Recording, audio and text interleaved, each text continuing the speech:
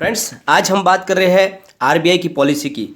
हमारे governor Shaktikanta Das RBI की policy को डिस्कस कर रहे हैं और उसके पहले बाज़ार ने वेलकम किया था, लेकिन उसके बाद में थोड़ी सी बाज़ार में गिरावट हो चुकी है। थोड़ी सी मामूली गिरावट आई है।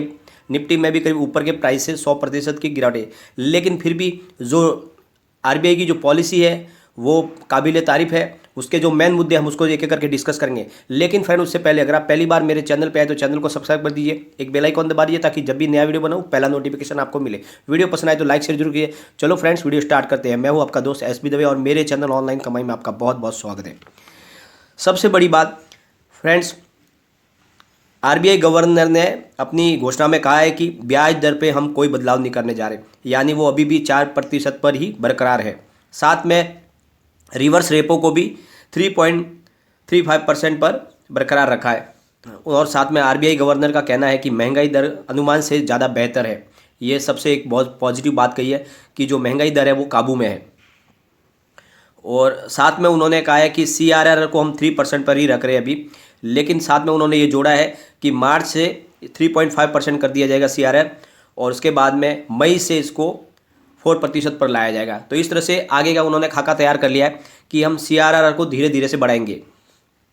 और सबसे बड़ी बात, गवर्नर शक्तिकांत दास की घोषणा में कहा गया है कि घरों की बिक्री में ज़बरदस्त सुधार हो रहा है। इसका मतलब लोगों के हाथ में पैसे आने लगे और इस वजह से हाउसिंग सेक्टर और इंफ्रास्ट्रक्चर सेक्टर को तेज़ी प्रदान हो रही है। और फाइनेंशियल ईयर 2020 के लिए जीडीपी ग्रोथ का अनुमान 10.5% रखा गया है, यानी उन्होंने जो लक्ष्य रखा है वो 10.5% का है, बहुत ही अच्छा है।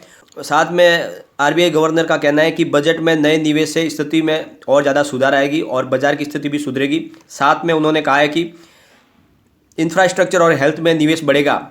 और सबसे बड़ी बात उन्होंने कहा है कि एफडीआई और एफआईआई का भारत पर लगातार भरोसा बन रहा है। उनका निवेश लगातार भारत पे हो रहा है और जिस तरह से भारत में कारोबार आगे बढ़ रहा है, जिस तरह से सरकार निर्णय ले रही है, उसका सीधा इफेक्ट पड़ रहा है विदेशी एफआईआई और एफडीआई के ऊपर, और वहाँ से निवेश लगातार आ रहा है उनको इंडिया की सरकार पे। और साथ में इंडिया की जो पॉलिसी है, कोविड-19 के दौरान भारत ने सर्वाइव किया है, साथ में जिस तरह से वैक्सीनेशन का प्रोग्राम बहुत तेज़ी के साथ चल रहा है, उसकी वजह से उनका भरोसा और ज़्यादा बढ़ रहा है और वो लगातार यहाँ पर निवेश करना चाहते हैं, और जिससे लग रहा है कि आने वाले समय में देश की स्थिति और ज़्यादा बेहतर होने वाली है। और उन्होंने जनवरी से मार्च के दरमियान महंगाई दर को 5.2% रह सकती है, ऐसा कहा है। साथ में उन्होंने अप्रैल से सितंबर के लिए 5.2 से -5% महंगाई दर रह सकती है, ऐसी उन्होंने बात कही है। और साथ में उन्होंने कहा है कि अक्टूबर से दिसंबर के दौरान महंगाई दर 4.3% रह सकती है। तो इस तरह से उन्होंने जो अनुमान लगाया है वो महंगाई दर में काफ़ी राहत देने वाले हैं। सरकार की उधारी योजना अनुमान के मुताबिक है, और जो लगातार जो वैक्सीनेशन प्रोग्राम है वो हमारे इस ग्रोथ को और ज़्यादा रफ्तार देने वाले हैं। साथ में आरबीआई गवर्नर शक्तिकांत दास जी ने कहा है कि फाइनेंशियल सेक्टर के लिए अतिरिक्त उपाय किए जाएंगे और अब बैंक एनबीएफसीज को फंड प्रोवाइड कर पाएंगे। ये बड़ी निर्णय लिया गया है कि अब एनबीएफसी को भी बैंकों की तरफ से फंड प्रोवाइड किया जा सकता है, जो पहले अलाउड नहीं था। तो इस तरह से वहाँ पे भी उनमें तेज़ी की रफ्तार बनेगी और अभी आने वाले समय में फाइनेंशियल सेक्टर में और हेल्थ सेक्टर में और ज़्यादा मजबूती बनने वाली है। और साथ में सबसे बड़ी बात उन्होंने कहा है कि अब महंगाई दर हमारे आगे में जाके काबू में आने वाली है, हमारी ग्रोथ में भी रफ्तार पकड़ेगी और सीधा सबका जो फ़ायदा मिलने वाला है वो है हमने कोविड-19 को जिस तरह से टैकल किया उसकी वजह से हमारे कारोबार में अच्छी रफ्तार मिल रही है, हमारे देश की जो ग्रोथ है उसको अच्छा रफ्तार मिल रहा है। और जिस तरह से वैक्सीनेशन का प्रोग्राम चल रहा है, जिस तरह से वैक्सीनेशन का काम आगे बढ़ रहा है और वैक्सीन जिस तरह से डेवलप हो रही है, उससे लग रहा है कि इससे हमारे देश की छवि और सुधर रही है और आगे इससे हमें और ज़्यादा बेनिफिट मिलेगा। हमारा एफडीआई और एफआईआई का निवेश लगातार बढ़ेगा और इस वजह से बाजार में भी तेज़ी जारी रहेगी।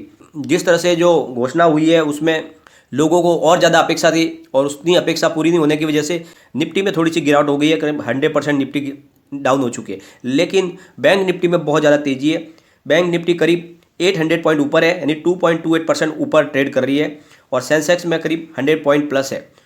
तो जिस तरह से एकदम झटके में जब घोषणा शुरू हो गई थी आरबीआई गवर्नर के अनाउंसमेंट, जब मीटिंग शुरू हुई तो बाजार ने तेज़ी पकड़ी थी, लेकिन जैसे जैसे घोषणा हो रही है थोड़ी सी उसमें गिरावट बन रही है, क्योंकि अभी तक लोगों को पूरा जो मुख्य बातें वो अभी तक समझ में नहीं आ रहे और इसी वजह से बाजार रिएक्ट कर रहा है। लेकिन ओवरऑल जो खाका है बहुत ही शानदार है। जिस तरह से घोषणाएँ की गई वो देश की तरक्की के लिए अच्छी है और लग रहा है कि इससे गाड़ी हमारी पटरी पर आ जाएगी। क्योंकि सबसे बड़ी बात आपको ये सोचना चाहिए कि हमने पूरे एक महामारी के दौर से बाहर निकल के अभी धीरे धीरे हम आ रहे हैं, अभी भी उसका असर चालू है।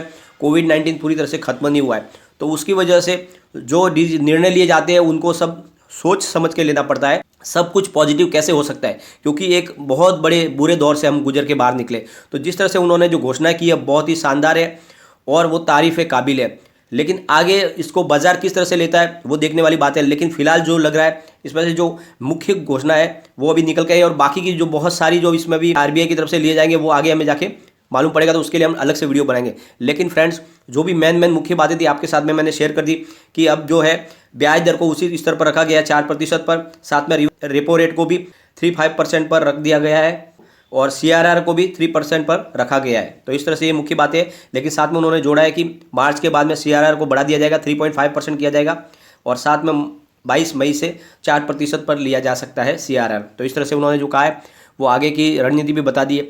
तो इसलिए इसमें हमें विश्वास रखना चाहिए और जो है आरबीआई की जो पॉलिसी है उसका वेलकम करना चाहिए।